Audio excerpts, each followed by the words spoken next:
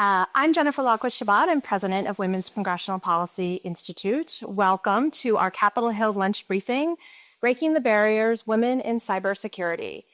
For almost 20 years, we've hosted an annual STEM event to raise awareness of the continuing gender gap in many STEM fields. And while there has been progress that's been made, there are still opportunities for growth. As most of you know, WCPI is a nonpartisan, nonprofit public policy organization whose mission is to bring together a community of bipartisan women policymakers and trusted partners to advance issues of importance to women, develop the next generation of women leaders, and foster a more effective and representative democracy. We also work closely with members and staff of the Bipartisan Women's Caucus to lift up their legislative priorities. Today, we'll be hearing from a very distinguished panel within the cybersecurity space, including Yuan Xia Deng and Jackie Flores-Bachner, and our moderator, Jennifer R. Franks. Each of them bring a different perspective to this important discussion, and we thank them for participating. Our special thanks to Amazon for their support for this briefing. We appreciate their longstanding commitment to expanding the recruitment and retention of women in STEM careers, and the work to bridge the gender divide within STEM fields through mentorships, school summer programs, and so much more. I particularly want to thank Kasia Witkowski, who serves on our board of directors. Thank you, Kasia, for being here. I'd also like to thank our congressional briefing co-sponsors, the leadership of the Bipartisan Women's Caucus, co-chairs Congresswoman Monica De La Cruz and Amelia Strong-Sykes, and vice chairs Congresswoman Nicole Malliotakis and Janelle Bynum. We will be posting live on social media today throughout the briefing. We encourage you to do so as well. You can use the hashtag WCPI STEM. According to Global Cybersecurity Forum's 2024 Cybersecurity Workforce Report, women account for only 24% of the cybersecurity workforce. Women of color are also underrepresented in leadership roles within the cybersecurity firms. Although there has been a significant increase of women in other STEM-related fields, these statistics highlight the continued gap within the cybersecurity sector. We hope that today's discussion will help to provide some new perspective and insight into the importance of protecting our nation's framework, the divide that remains in cybersecurity, and how policymakers can better address and respond to this critical issue. I am now pleased to introduce Jennifer R. Franks, Director for Enhanced Cybersecurity and Analytics Foundry at GAO. Jennifer will be our moderator. She oversees reviews that primarily focus on emerging cybersecurity issues and assessing the agency's ability to protect the confidentiality, integrity, and availability of its sensitive data and computing infrastructure. Jennifer earned a master's degree in information security policy and management from Carnegie Mellon University and a bachelor's degree in computer information systems from Hampton University. With that, Jennifer, I'll turn it over to you.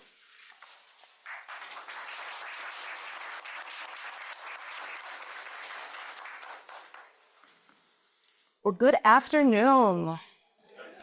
It is a pleasure to be with all of you today to talk about one of my favorite topics, and that's cybersecurity. You know, that is really the core foundation of what I do every single day, as I'm excited to get up and work with our American people, trying to get some answers to have our infrastructure work a little bit more efficiently and effectively.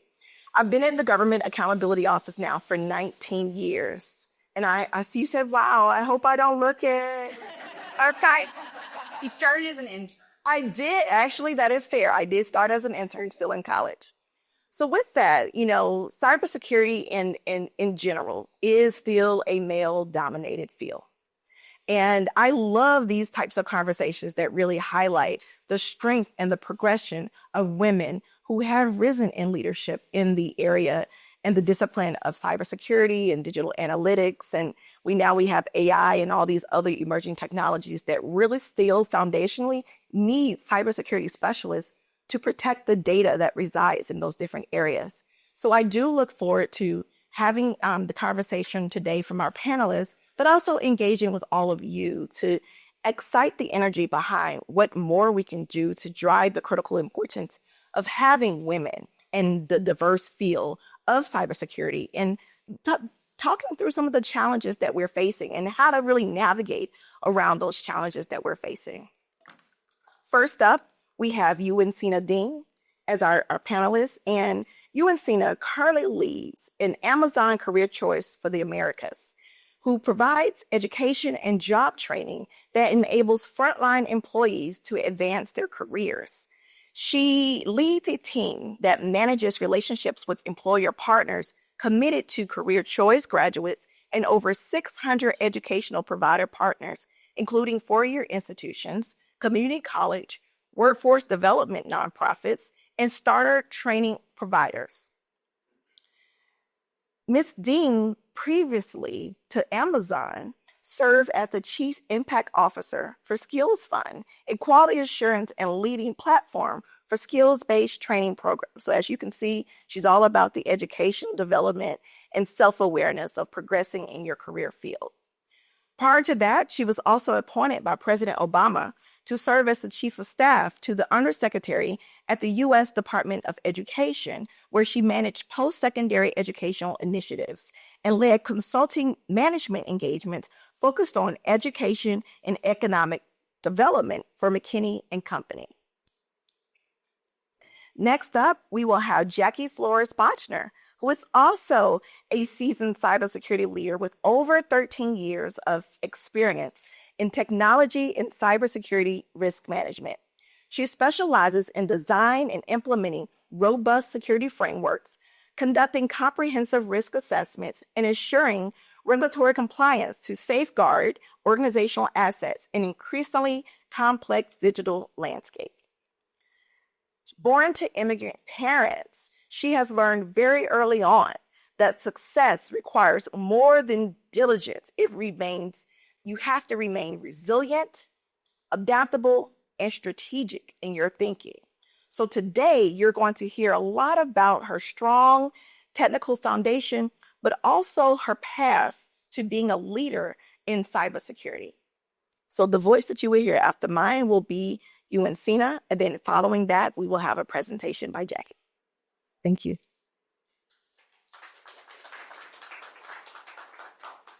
Hi, everyone. Can you hear me okay? Awesome. So hi, thanks so much for that introduction, Jennifer. My name's Yuan Ding. I lead career choice for the Americas for Amazon. And what career choice is, just to give you a little bit of a primer here, is we are essentially an education benefit for our frontline employees. We focus on helping our frontline employees advance in their careers, whether that's going to be at Amazon or outside of Amazon. We fundamentally believe that Amazon is a great place to start your career and that anyone can turn their career at Amazon into an upwardly mobile one. So that's really what we focus on at Career Choice. The way in which we do that is that we meet learners where they are on their individual journeys. So that means that we offer education and skills training opportunities that span a pretty wide gamut, everything from high school diplomas and GEDs, if you don't have that, English language learning, if that is helpful, all the way through in-demand certificates and pathways to jobs, as well as associate's degrees and bachelor's degrees. So we provide tuition support through a cultivated network of school partners to do exactly that, and manage a network of employer partners who are committed to hiring from our graduates, because we work really closely with them to make sure that the skills that folks are learning in our programming is actually very well aligned to jobs that are actually in demand and that are hiring. So that's fundamentally broadly what we do at Amazon Career Choice. One of the ways we've done that, as I mentioned before, is cultivating this really great network of school partners. We work with over 600 schools globally. One of those that we began working with in 2021 is called Correlation One. Correlation One began by training folks in data science and data analytics. They spearheaded an initiative called Data Science for All. And it's one of the reasons why we brought them on in 2021 to help develop and help train Amazon associates in data analytics. In 2023, with the help of Jackie, they also launched cybersecurity programming. And since 2023, over 200 Amazon associates have actually gotten jobs in cybersecurity after going through Correlation One's cybersecurity program. promise I'll stop in a second, but I can't help but share a few more of these success stories. Tamia, who started as a fulfillment center associate with Amazon, went to Correlation One cybersecurity program, and now is a data center technician with Amazon Web Services. And she actively volunteers with Girls Tech Day, which is an event hosted by Amazon Web Services. Juanita started off as a transportation associate, so driving the vehicles that move things in and out of the fulfillment centers. And now she actually works for the state of California as a data protection administrator. And then Tanika started off as an Amazon Fulfillment Center associate and now works for Vanderbilt University Medical Center as an associate cybersecurity analyst. So those are just some of the 3 of the 200 that Correlation One and folks like Jackie have helped to train and to enable to move up from where they are. And in addition to all that, Correlation One in 2024, we also launched a 3-way partnership between Amazon Career Choice, Correlation One, and the U.S. Department of Defense, which has a huge need for entry-level cybersecurity analysts. And so we've now built that pipeline as one of with the U.S. Department of Defense as one of our employer partners for graduates of the program. And so that's just a little bit about the work that we've done. But really, all of what I do is really just finding and helping folks like Jackie to actually do the work of training and teaching our Amazon associates and our learners. So with that, I'm going to turn it over to her. Thank you. You give me far too much credit. I think all the hard work goes into just setting up everything that you just talked about. I just show up and talk about my job, and I do. No, it's a huge privilege to be here to share my experience, not just with Correlation One and Amazon, but they approached me back in 2021 to help them build the initial Cybersecurity for All program, which was inspired by the Data Science for All, and I think they knew strategically they were partnering with Amazon, so they were like, "You need to build some things." And great, there now. Let's go. Let's do it. But let me take you back a little bit further. So as Jennifer mentioned, I was born to immigrant parents from El Salvador, grew up in poverty, grew up in a very tumultuous household that was full of every type of abuse that you can imagine. School was my outlet, like with many kids, shower days, right? And I was being a first-generation American, being a first-generation college student, I needed all the guidance in the world because my parents weren't there to be able to get it to me, right?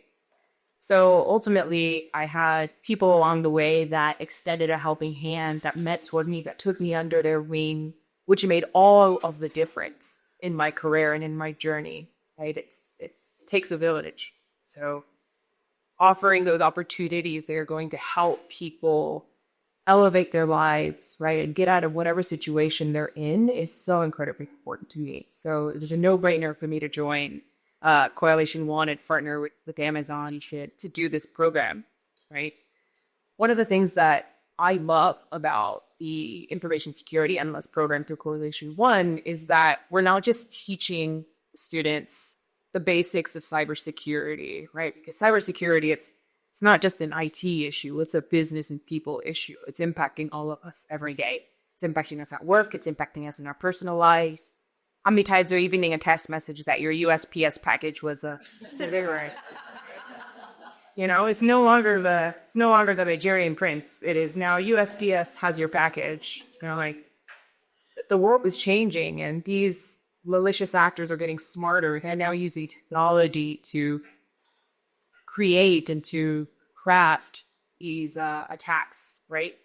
So what I've loved about the information security analyst program with Amazon is that through Correlation One is that we teach our fellows, our students, not just, what does cybersecurity mean? What are some of the basics? But what is it that you can do to protect yourself, right? What are some of the basic cyber hiking tactics that you need to learn and know to also educate the people around you, right?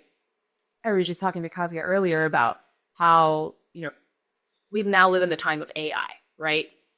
And it's pretty scary. What have you done with AI nowadays? So a lot of people, one of the stories that I tell the students is you do not want to leave your voicemail message as your voice recording. You know how you can record a personalized message, right?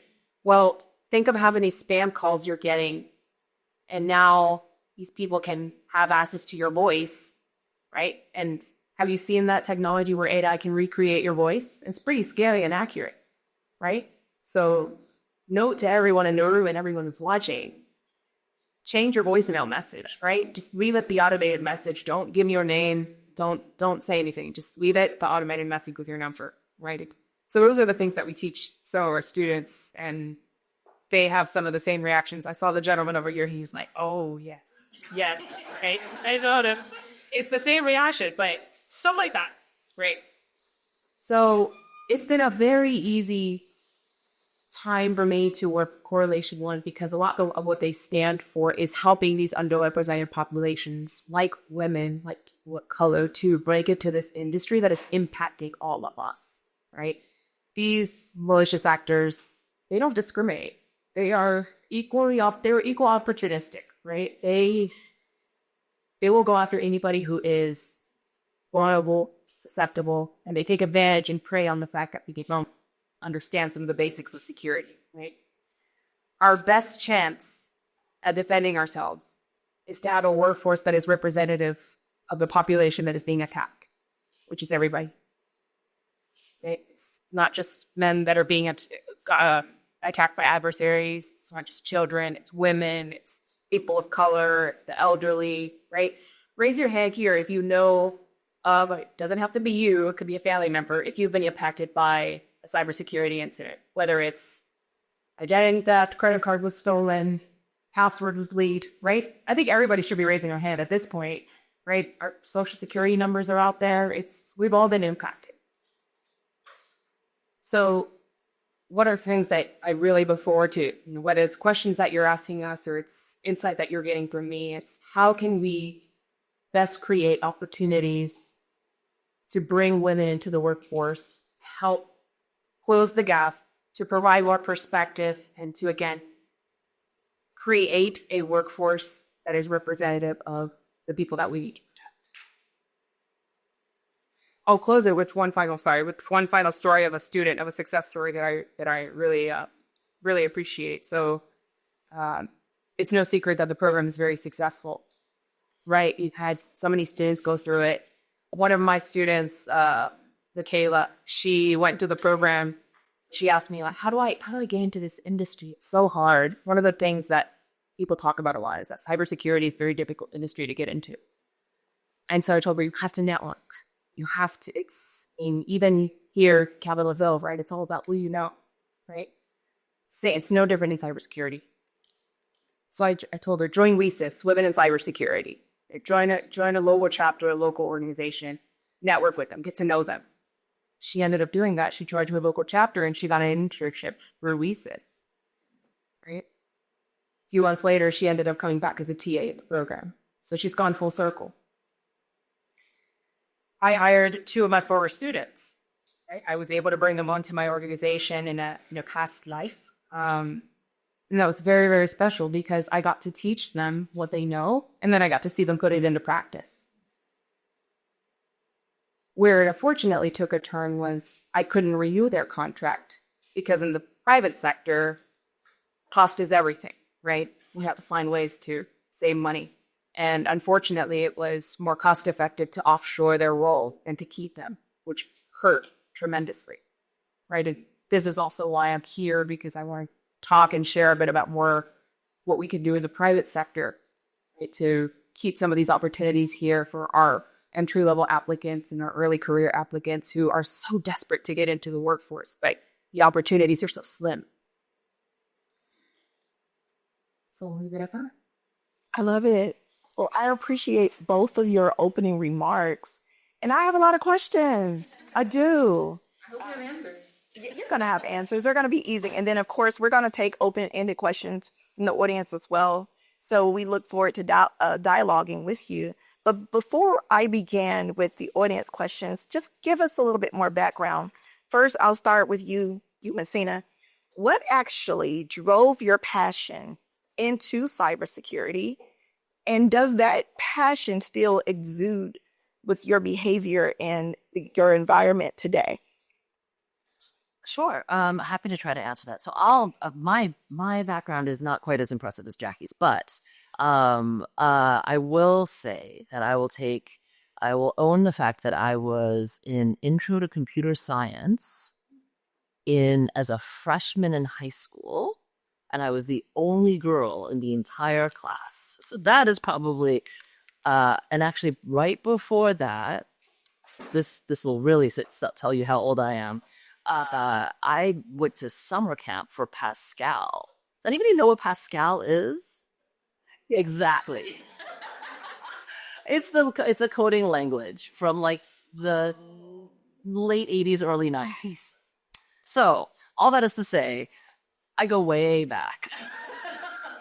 But I think, to your broader question around how does that come out now? The work that we do at Career Choice is so focused on not only on helping Amazon associates specifically, but particularly on meeting people where they are. That is why we have such a wide variety of options. Again, whether that's high school GED or language learning, whether that is trying to get your bachelor's degree, and the number of folks that we serve and even the team that I've built is very reflective of a wide variety of backgrounds, of knowledge, of demographics. And so I think that is probably the way in which I've not only lived the work in doing the work, but also through the team and the affiliates. Nice. Thank you for sharing, Jackie.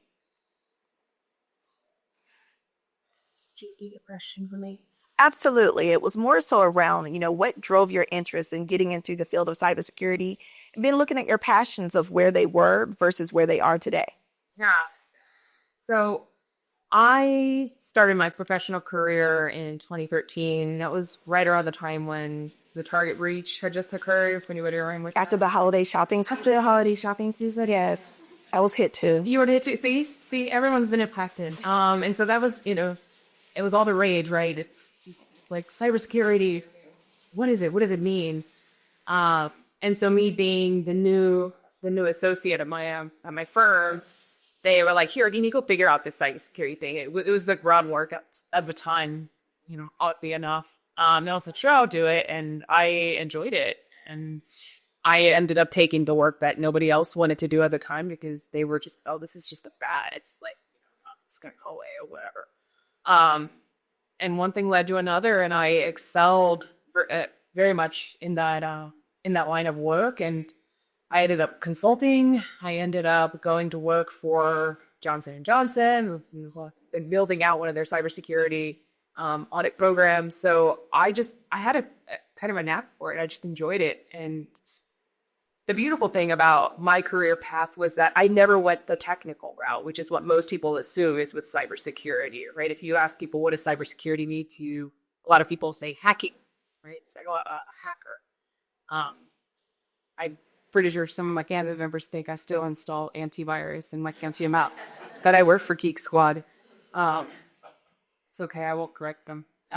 But I learned that you can have a career in security by being an extrovert, by managing relationships, talking to people. So my favorite job was being a business information security officer, where I was the intermediary between the security organization and the business, the non-technical people, right? So I was essentially the salesperson for the security organization at my company, and I was selling our products and services, right? So when I think back and look at my career and where I am today and how I managed to make director at such a young age, was that I played to my strengths, and that exists in cybersecurity. You don't just have to be the gremlin in the basement, right? That with the hoodie in the dark room. You can be. There's a running joke in our Correlation 1 program that my co-lead, she's very much a hardcore programmer. She's the gremlin in the basement. I'm the suit. I work in corporate America, so it's the gremlin in the suit. But there's a place for everybody. And that's just the beautiful thing about this profession. Yeah, I agree with both of you. So I also coded in old languages in school. So COBOL and Fortran were around when I was OG, yes. But I do feel like I got a jump start on cyber and understanding the foundations later. I love that you all are continually already giving back and, working with the undergraduates or the people in grade school to really excite them on their energy, or telling them to go to these organizations and getting some more encouragement, some coaching, development, some mentorship. I strongly believe in a foundation of the shaping of your career to figure out what path of cyber you really want to be in. Folks come and talk to me all the time about, I want to join your team. I want to do cyber. What about cyber interests you? And there's so many different facets, so many different areas that you can be excited and passionate about. And I love hearing from the both of you of what really has, fueled that fire to keep you going in the area of cyber. So thank you for sharing. So Jackie, I'll start with you now first. One of the first questions that I do have for you, can you share some of the emerging cybersecurity threats? You talked about the private sector, but that public-private partnership is a really important tool to us being on the cutting edge of responding to the evolution of threats. Can you share how some of those emerging threats are really important to your sector and what they're looking like as far as communicating with the government and how to respond and recover from such events? Sure. So anybody can go in, either read a headline, do a search, and you'll always see the number one threat is always the adversaries, right? Whoever's coming after us. But in my opinion, something that impacts both private and public alike is the lack of it's the human risk element, like whether it's insider or outsider threat. So we don't know what we don't know. And one of the scariest things is when you realize just how inadequate our cyber hygiene is. I'll say that, right? And it's because we don't always focus on teaching the right things to look out for when you're using the internet, when you're using technologies, right? There are opportunities for us to probably bring that into and start teaching people young, right? Which is why through our programs, like, we're just trying to educate as many people as you can. But to me, the threat is not knowing and not having access to the right information to be able to protect yourself, your family, your coworkers, yourself on the internet, right? So to me, that's the biggest to watch out. I agree. I find myself doing the same thing with my family who thinks I'm tech support. I don't want to ever be tech support. Not that is not an important field, but that's not what my passion is. But when you think about basic hygiene principles, I have family and friends who I talk to organically about what cyber is and how it's important to you, because I too have folks that click links that they shouldn't have. And I have one that just told me a couple of weeks ago that they wanted that free Yeti. And they didn't get the free Yeti. They got some reduction of funds from their personal account after that event. So really staying on the cutting edge of the awareness of what it is, why, and how it's going to impact me, whether in your personal or in your professional life, really is key. And it starts at all ages. But I think the younger ones have a different advantage. But teaching all the generations is really putting edge important as well. So thank you for that. So you and Sina, thinking about what she just shared, could you talk through some of the helpful educational opportunities that your organization provides when you're looking at advancing women in the ever-changing cybersecurity workforce to really help us with the basic cyber hygiene? Yeah, of course. Absolutely. So, at Amazon, we're proud to offer our employees with opportunities to learn skills for the jobs that they have today and for the jobs that they might have tomorrow. One of the things that is really unique about our program is that we are really excited for our graduates of our program to go into jobs at Amazon or beyond Amazon. That is a very unique thing that we do. No manager wants to lose their top talent. But at the same time, we recognize that continued education and continued career advancement helps make the whole system stronger. It helps build the kind of a the kind of workplace we can be proud of, and it's good for our workforce overall. So to answer your question, some of the skill training programs that we've launched, particularly in recent years, have really focused on creating talent pipelines to fill roles for a lot of the technical jobs that are more and more in demand. So when we think about things like robotics, when we think about all the data centers that needs to be popping up, when we even think about the mechanical and industrial systems work, to be able to have the electrical grid to then power those data centers and the heating and cooling aspects of that, the cloud computing needs that are out there, and most recently Gen AI and all of the need for familiarity with AI skills and how that intersects with cyber and with other technical aspects of the work. Like all of that is why we are constantly developing, iterating, and improving on our programming with our hiring partners and with our employer partners, because all of this technology changes very rapidly, and being able to help our workforce stay as current as possible with those needs is really paramount. And that's really what we try to do, whether it is about countering cyber threats, whether it's the intersection of cyber threats and Gen AI, whether it's how to protect our data centers that Amazon Web Services hosts. So one of the questions that I often get from those that ping me on LinkedIn or other social media platforms is, I'm interested in cybersecurity, but I haven't gone to school for cyber. I haven't necessarily received a certificate or additional training. But where should I start in my educational platform? I may be an accountant or a nurse or something, and I want to pivot and do something different. What areas of cyber are really a little bit more welcoming to the entry-level person? And what types of, either one of you can answer, what types of educational opportunities are your favorites for folks to look out for if they necessarily have not gone to school for it? I can start. Go for it. Yeah. So me as a hiring manager, I look for a well-rounded candidate, right? So I'll start with the second part and then come to the first one. So to me, educational experience, yes, it's important, but it's not a end-all be-all, or it's not a deal breaker. It's not the driver. It's not the driver, right? Especially because in security, it's just so dynamic. It's like you said, it's changing all the time, right? I think about what I learned in school, and there were some classes that that really helped me in my career, but a lot of what I learned is now obsolete. So, it's not something I stress about, but I look at what is the candidate prioritizing, right? Like, how are they showing incentive? How are they being proactive about what they want to learn, right? Whether it's just the basics of security. Now, in terms of what areas are more entry-level friendly, I mean, the world is really your oyster if you think about it, because security just impacts so much. So many different areas of our lives, of business, right? You could give me any career, anyone in the room could shout out a career, and I could tell you and give you a direct link as to what security considerations need to be taken into account for that job, right?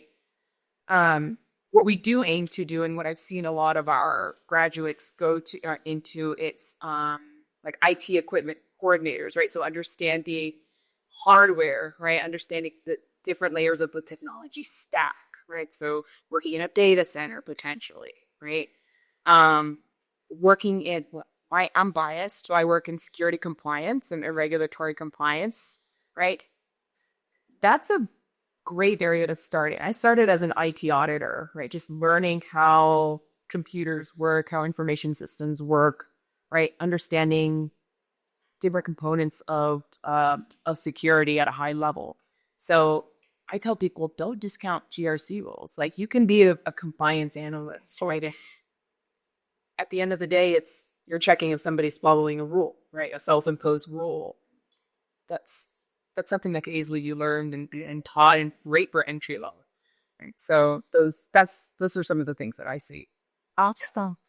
Yeah, I think that makes a ton of sense. I think that's exactly right. I think one of the things we see is some of our graduates have go from being a fulfillment center associate to an IT equipment coordinator to IT support specialist, and then work their way up, or going from a fulfillment center associate into being a mechatronics technician, and then working their way into controls automation and control systems, and then working into automation to be able to build up the strong technical foundation to reach there.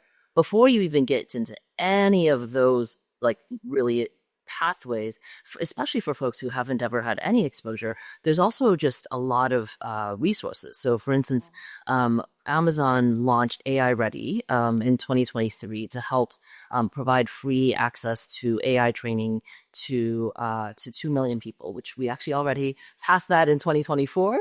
But those AI training programs are things that anybody can take. They're open to the public, and that some of it is for developers and for IT professionals and AWS customers.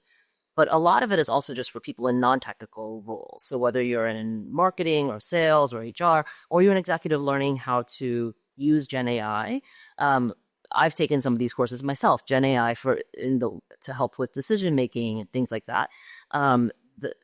These courses are a good starting intro, not a huge investment of time necessarily, but a way for people to just make it less intimidating. I think particularly for non-technical folks getting into technical fields, one of the hardest things is just overcoming the intimidation factor.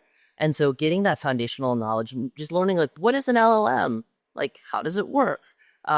Things like that, I think, can be a big boon, particularly for non-technical folks. So whether it's through our AI Ready initiative, which I think now has 135 courses online or something like that, or whether it's through, particularly for our frontline folks, joining a career choice program to be able to get an introduction to some of this and get your first entry level role in a technical field, so that you can start to move your way up. It's certainly doable. It is not a huge leap that requires an advanced degree, the way that some folks might have that impression. Thank you. Anything from the audience? Any exciting questions? Absolutely. There is a mic in the back where we need you to. Thank you.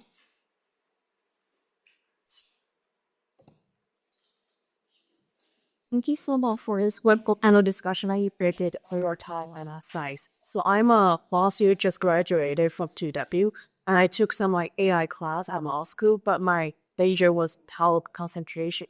So when I tried to apply for AI or cybersecurity jobs, I got hit high. So did you any advice for you law graduate who's searching to get into this barrier? Because I think ChatGPT, OpenAI you have a bright future, and that's the focus can be the future business and everything. Thank you so much. Absolutely. Sure, I can start. Thank you, Bird. Thank you for the question. Yeah, so this is probably the first time that I've ever seen students and educated graduates having a very hard time finding jobs. It's for me, it's very frustrating, which is one of the reasons I care.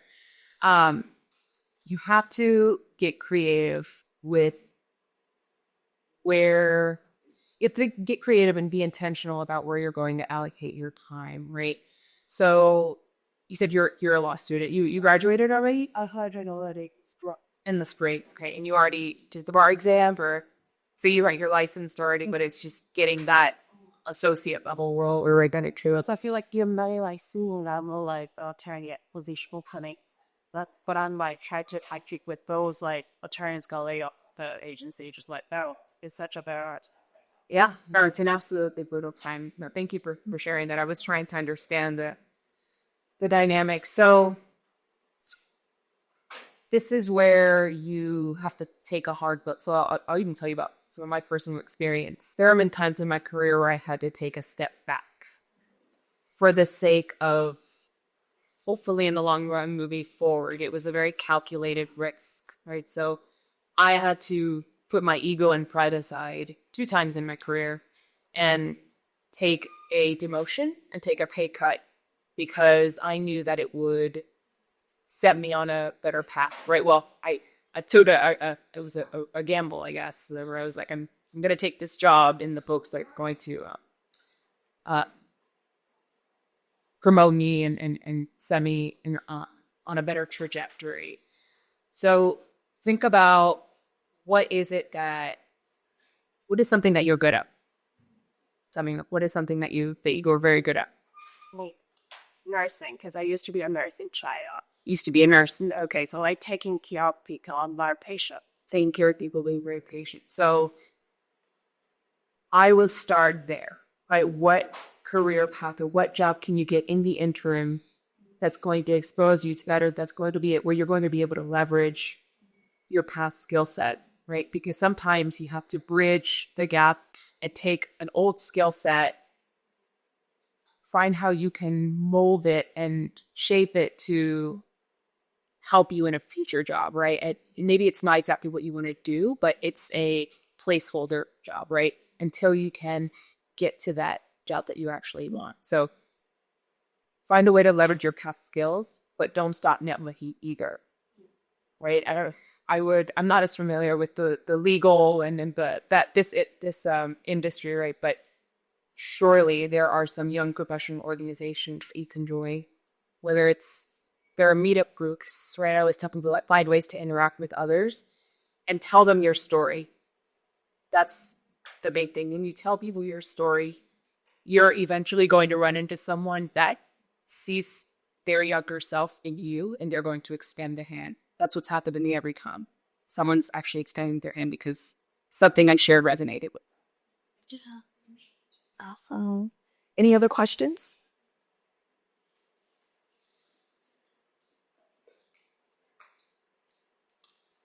Thank you so much. I have a question about the concept of sort of reskilling. I feel like as we talk about older skills, that's when I went through school, right? It was you sort of follow your path to education, and then you follow that path through, right, throughout your career. But maybe, if you're a lawyer or things like that, you do have those certifications that are on and keep moving forward.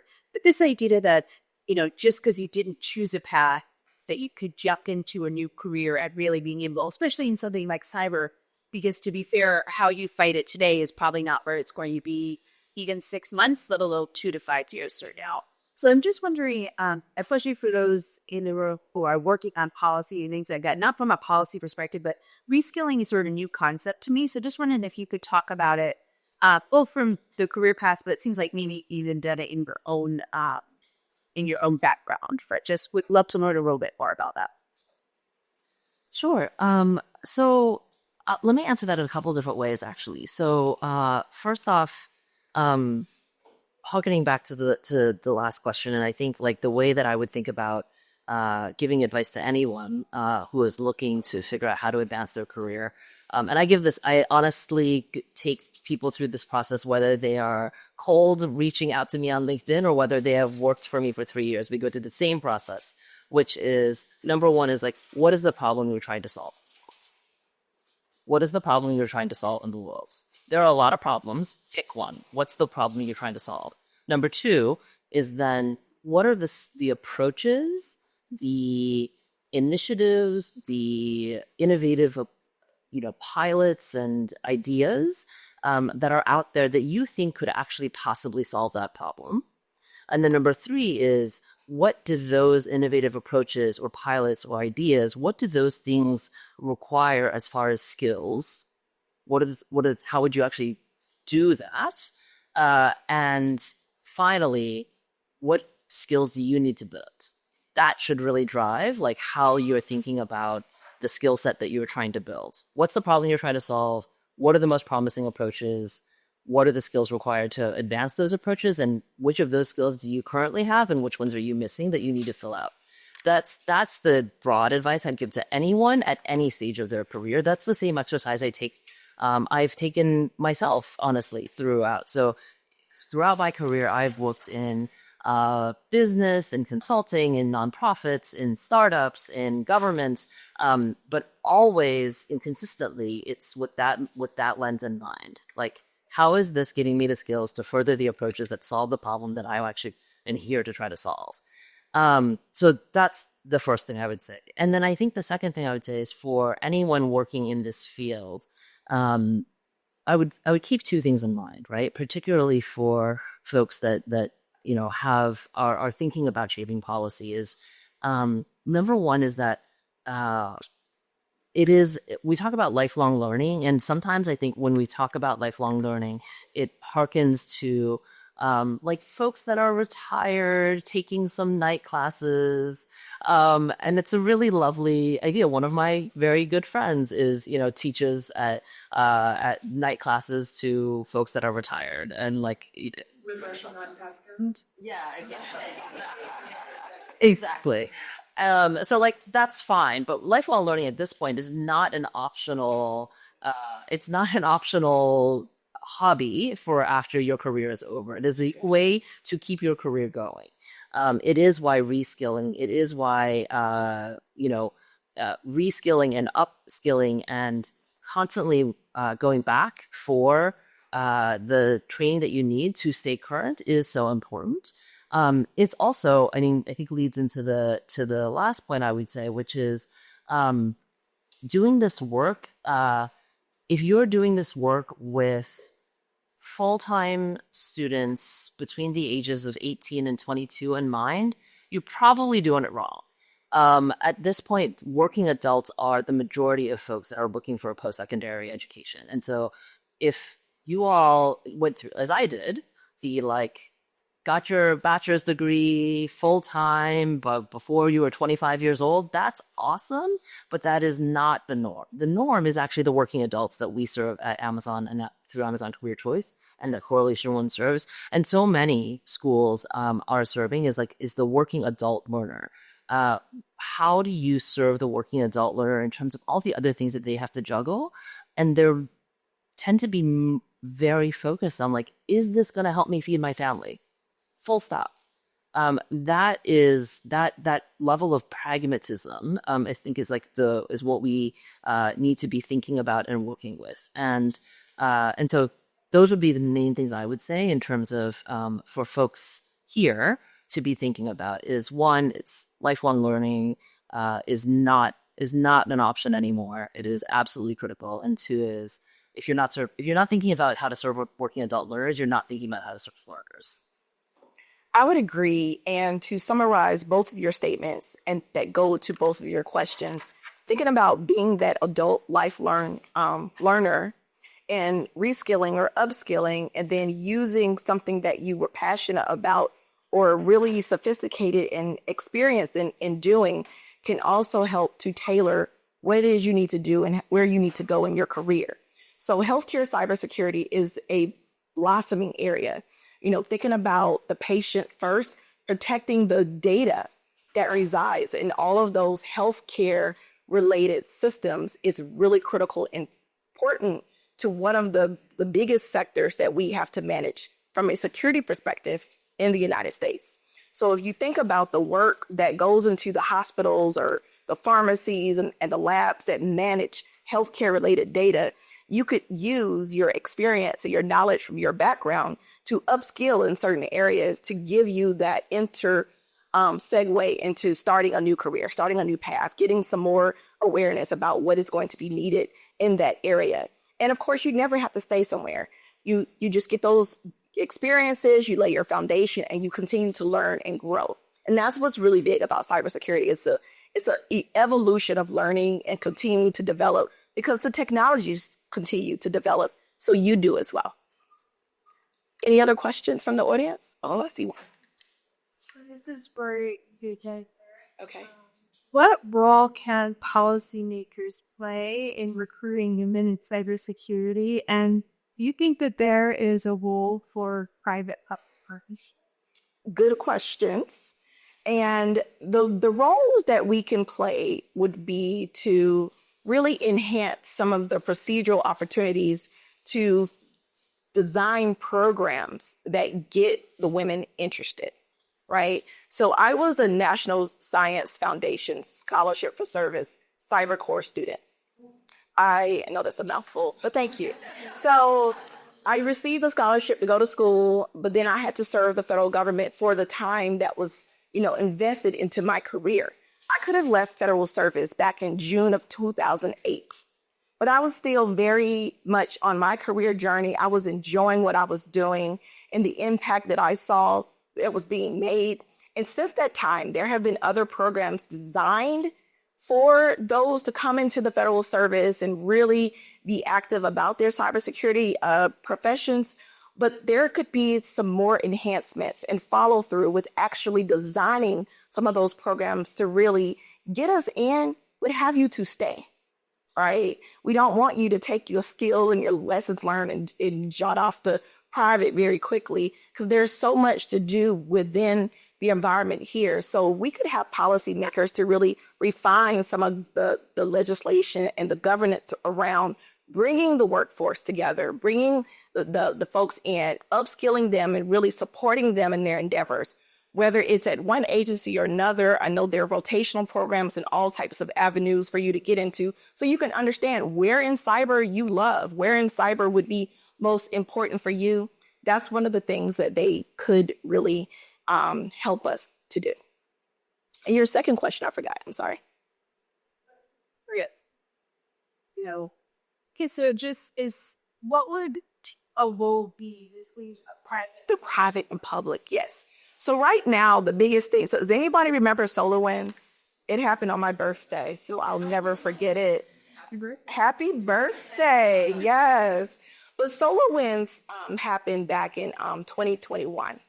And since that time, now before that, we really did have public-private partnerships in the area of information sharing and cyber. But since the SolarWinds perspective and how that third-party vendor impacted the critical operations of so many of our federal agencies, it kind of woke everyone up to the essence of what the public-private partnerships are going to be needed for and how useful they are in really being advocates for cyber resiliency across our different organizations. So there is a significant role, and there's a role to keep that on the cutting edge. And I do think policymakers alike can help strengthen those roles and really give us some more legislation behind what it is and how to do and the impact behind it. Because oftentimes what we're seeing is thinking about the 16 critical infrastructure sectors, sometimes a vulnerability could impact education or transportation. And because there are critical sensitivities in that could be very different from the financial industry or the healthcare industry, the avenues aren't speaking and they're not information sharing. And while that attack vector didn't impact you, the knowledge shared, the knowledge learned could definitely go into being on the cutting edge of what you could then face and how you could then strengthen your environment to not have to succumb to whatever vulnerability impacted them. So there's a role, and we're doing it more and more, but there could definitely be some policies around making it a little stronger and more refined. You're welcome. Thanks for the question. Any other questions? Good afternoon. Thanks so much. It's a very informative session. This question is for the panel. What is the threat of AI to cybersecurity jobs and the industry? We're hearing constantly that AI is removing all jobs in the next 10 years. So I'm just wondering, in this particular industry, what is the threat of AI?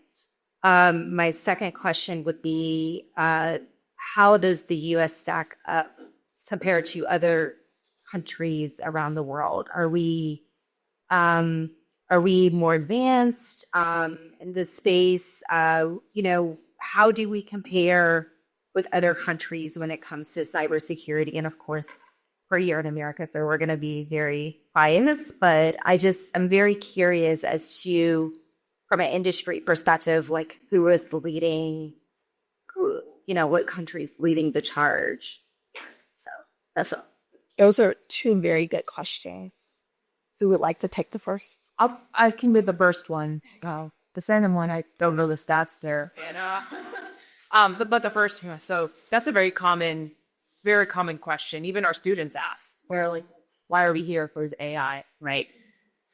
There is, from my perspective, the only threat that exists is if we don't adapt to adopting AI, right? So if you think of every technological advancement has come in the last 20 years, right? Whenever cloud was introduced, this is big.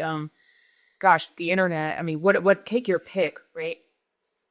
Think about what happened if you did not adopt those technologies. You're left behind, right? Think about it. Well, now, like, if you're not on the internet, if you're not using the internet, you're at a huge disadvantage, right? AI is no different, and you've had AI for some time now. It's getting smarter. It's a buzzword, right? It's the buzzword. Like when blockchain was the buzzword. You remember that? Yeah. There's always one like every 5 years. The threat is not adopting it and not understanding how to use it to your advantage, right? So, yes, there are a lot of activities that we have now outsourced to AI, like administrative tasks. I use Copilot all the time to help me summarize emails, summarize chats. I'm like, Copilot, can you remind me what are some of the key things that I need to do this week? Whatever, right?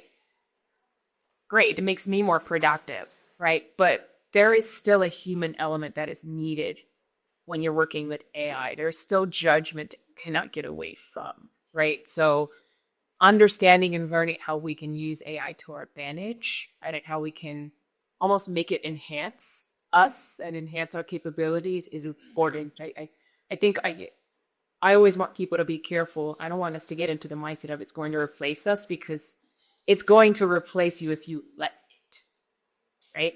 It's going to replace you if you do not want to adapt, you learn how to use it, how it works, how it can be leveraged in your organization. So I wouldn't be scared of it. I'm always the one like on the trade that's like ready when the change train, I guess is what I call it, right? Because I treat myself as a product. So to Kazu's question earlier about upskilling, I think about myself as how am I going to be marketable? Because job security is not, unfortunately, it's not a thing anymore, job security, right? At any point in time, any of us could lose our jobs for whatever reason, right? So you want to make sure that you're building your portfolio, your tool set to make yourself marketable, right? I teach on the side. So if someday ever happens to me, I'm calling you and see ya. And I'm calling correlation one and be like, can I teach? Can I get some more glasses? Right. But that's my strategy as a professional in the private sector. I have to be multifaceted with my talent. So AI is just one of them. I adopt it. Don't be scared of it. Don't think it's going to take away your job. Embrace it, learn it, use it, and be the change agent that champions AI, because people will then become in queue, right? And then you're creating your own security in that sense, right? If you're following and learning the latest skill. So that's my take on that question. Yeah, I echo that. I would say, so one of my favorite books is called The Race Between Education and Technology, or The Race Between Technology and Education. I can never remember which way it is. But the concept is simply that technology, every new thing can be a threat, but it can also be a tool and an accelerant. Certainly AI is that. I mean, I use it every day. I probably use AI to make my work faster, easier, better. And I still have plenty of work to do despite that, right? I think for cyber specifically, the other thing I would keep in mind is that when we talk about security, it is adversarial. So if we aren't using, like, it can either make us better, or it can make our opponents better, or our adversaries better. Fundamentally, it's not optional to improve using AI, but it is still a tool to be used, not necessarily, as Jackie said, something to be afraid of. That's probably what I would say when it comes to AI and really any technology. The other thing that I think is really valuable about AI in general is that I think it actually really highlights for us the things that are uniquely human, right? Like the things that we that cannot be done by AI. I think, this is a little bit away from cybersecurity, but when we think about like the care economy, there are tons of there's lots of work that can only be done by a human, with empathy, with the ability to physically do things. So one of the challenges that we face with Career Choice is that we have a lot of programs that are online, particularly programs around technology, cybersecurity, data analytics, etc. Oh, we also have programs in health services and in mechanical industrial systems. Those programs require hands-on, practical, in-person. You can't learn how to weld online. You can't learn how to, or you shouldn't learn how to. No, YouTube University teaches us a lot. No, it's the TikTok these days. Yeah. You see how old I am? I said the TikTok. The TikTok, yeah. Like, how many of you want your blood drawn by somebody who like learned how to draw blood through TikTok, right? So I think that there are truly like human elements that can never go away. And I think that AI can make all of our work faster and more efficient and easier, but there's still a lot of problems in the world that need to be solved. Yes, and before we move to our special guest in the room, to answer your second question, I do not have the full stats of the areas across the world that we are competing with and trying to be on the cutting edge of advanced technologies and cybersecurity protections, AI advancements and such. But if you go to the Cybersecurity Infrastructure Security Agency's webpage, that's CISA.gov, they do have a site that highlights the nation state actors that we are mostly aware of and some of the more significant vulnerabilities coming out of those nation states for us to be cognizant of. And because of that, those are things that us in the federal government, we're highly anticipating new vulnerabilities, the likelihood of events happening from those different areas. So it's enabling us to build new technologies, put data protections in place, more privacy awareness, greater security controls around our systems because of what's coming out of different technologies. If anyone remembers hearing about Salt Typhoon a few months ago with the telecommunication services, and we started to give input about how you really should not be using SMS to text, especially if you're going from Android to an iPhone and vice versa, because the communication waves were now vulnerable to attack. Well, China's still in our network. I'm just being honest, right? But we're actively looking for ways to remove them, one, but also strengthen our network so this doesn't continue to happen. So those are things that you can go out. CISA has a lot of information about it. And I'm just using CISA because I'm very familiar with their site. But NSA has some information. DOD has their own information as well. So we're going to turn to WCPI, Jennifer. Well, it's two of us. I know we had a problem finding this briefing. So there's GAO Jennifer and there's WCPI Jennifer. Yes. Thank you. We're just going to pause for a moment because we've been joined by Congresswoman Janelle Bynum. And I want to give her a chance to say a few words. She is the Democratic Vice Chair of the Bipartisan Women's Caucus. She represents the 5th District of Oregon and serves on Financial Services Committee. And she's an engineer by background, and so is incredibly passionate and dedicated to both recruiting and retaining women in the STEM field. So, Congresswoman, we'd love for you to come up and say a few words. Thank you for coming.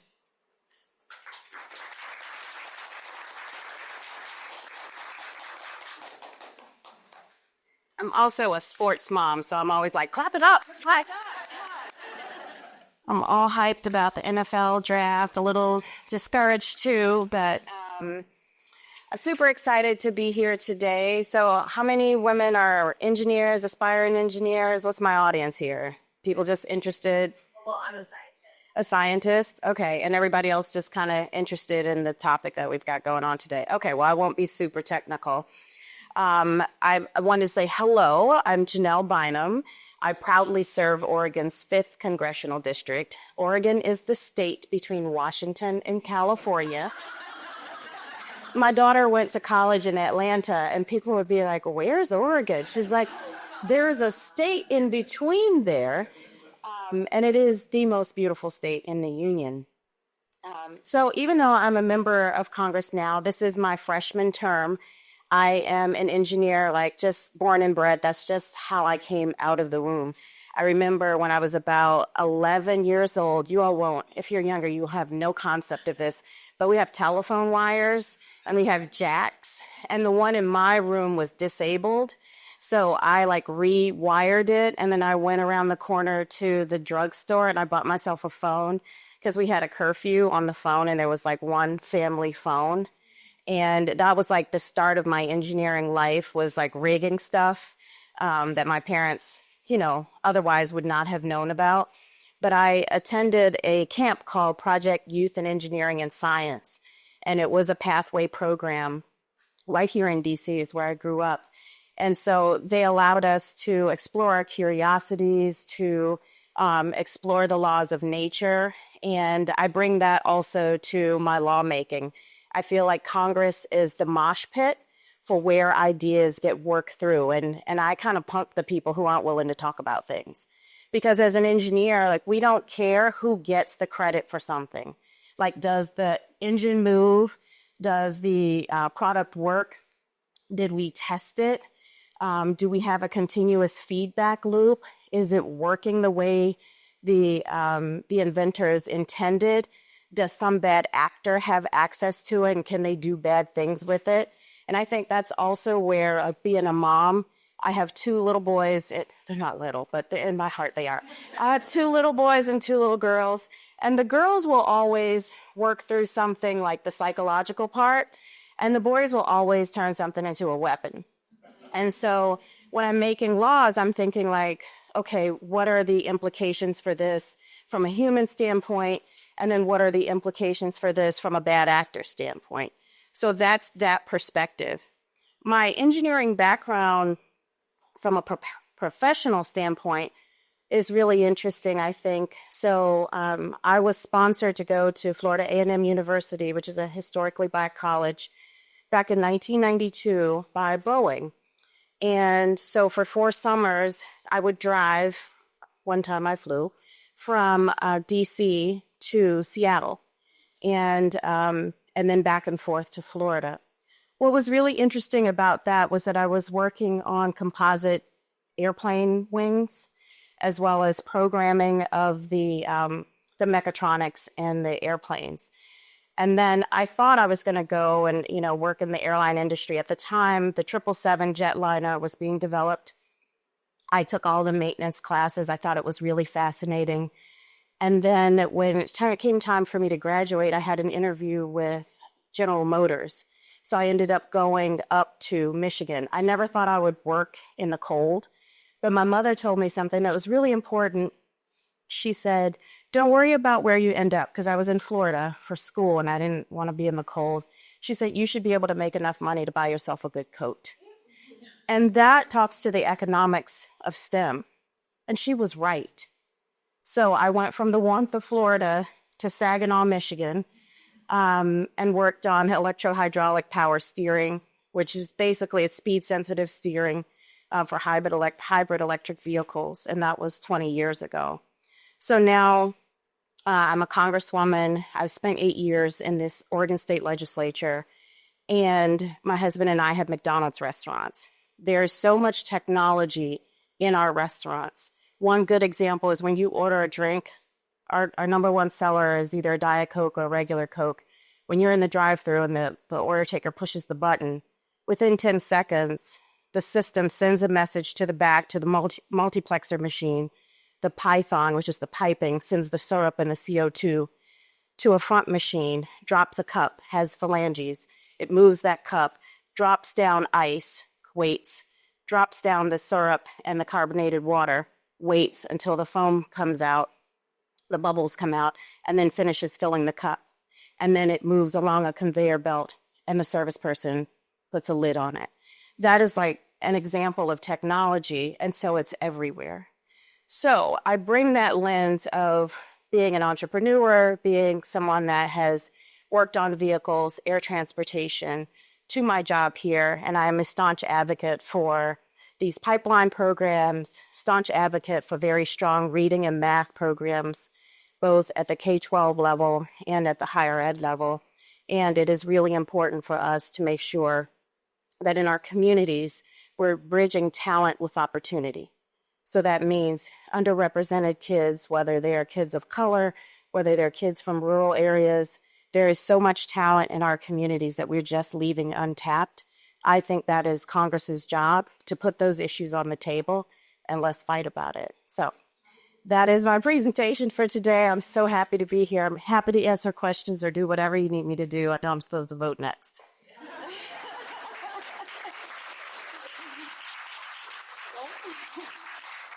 Okay, I think this is my water.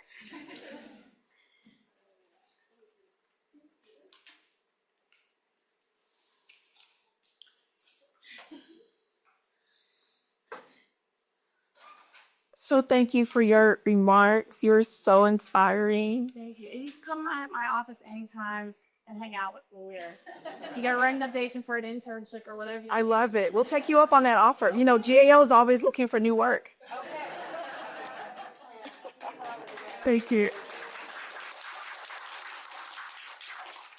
So before we wrap up, I do have another one question for the both of you. In 1 minute or less, this is a challenge question. What is your one primary takeaway that you hope everyone here receives when it comes to considering policy making and development to enhance women joining the area of cybersecurity? Sure. I think 1 minute is tough. Okay, 2. I'm going to take 2 points then.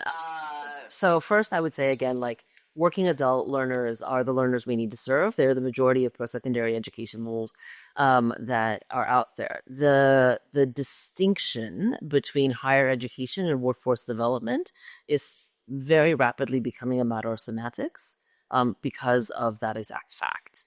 I'd say that is one. And then 2 is truly that whether we're talking about cybersecurity or we're talking about AI or something else, I mean, even just on this panel, you've heard COBOL, you've heard Pascal, you've heard, the obsolescence is to be expected in any technical field, which are increasingly many fields. And so always staying fresh, really treating lifelong learning like the critical necessity that it is probably the other main thing I'd say, particularly for women when we think about the ramp back programs that we have at Amazon or the programs we have for military veterans and spouses. Like folks develop skills in a variety of different places and spaces, and can bring those skills and strengths to their workplace whenever that may be. And so just having the right on-ramps, having the right educational programs, and recognizing that is going to vary between, 18 all the way to 68. So Thank you. So I'll catch the ball from where you are, and these educational programs are so important. I would ask that policymakers think about how can we create incentives for the private sector to have either apprenticeships or jobs for this early career or entry talent, right? Look, I understand in the private sector that costs, we try to make like money, cash is king, right? There's always a incentive to just produce, especially if you're a publicly traded company, right? It's like, what can we do to create pipelines for our people here in the US, right? It's very tough for a lot of individuals to find jobs and across the board, across industries, right? I'll end it with a quick story of one of my students from the Career Choice program. She was pregnant throughout the entire program, showed up to class all the time, and she just had morning sickness, but I'm here, I really want to learn. She was so excited about it. And then the last week of the program, she sent me a note and she said, "Hey, I may go to labor this week, so I don't think I'm going to make it to graduation." And I was like, okay, you don't need to message me. Like, I appreciate it.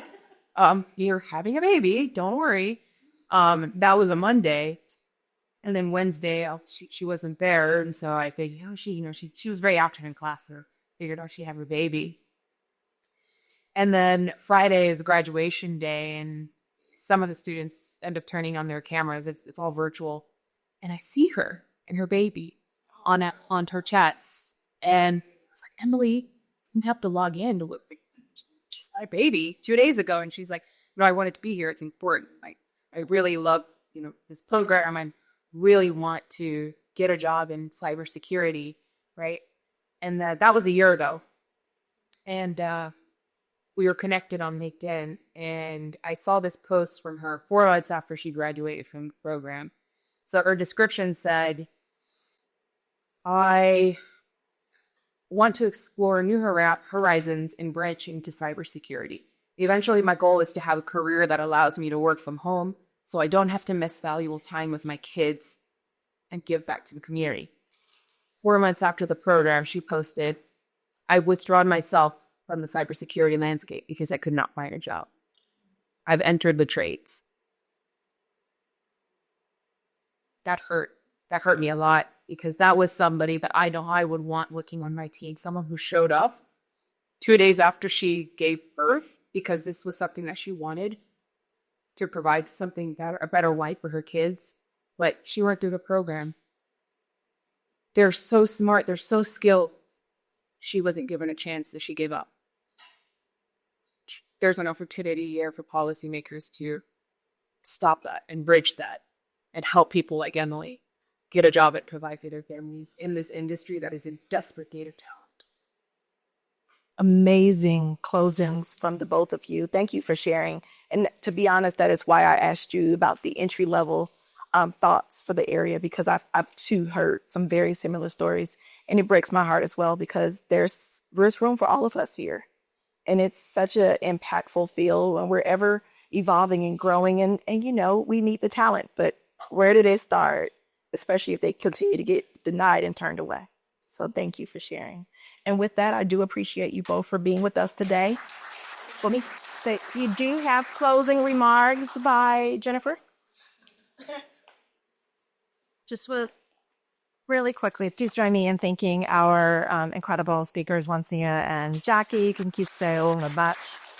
I ran out of paper. I took a ton of notes. And thank you to Jennifer for moderating and taking time out of your busy schedule. We hope that this briefing provided you with a better understanding of both the opportunities and challenges that are facing women in cybersecurity. And I think that story you shared at the end was really telling and poignant. Our thanks again to the Bipartisan Women's Caucus, both the members of the caucus and the staff for all of their support. And of course, to Amazon for supporting this briefing. Thank you so much.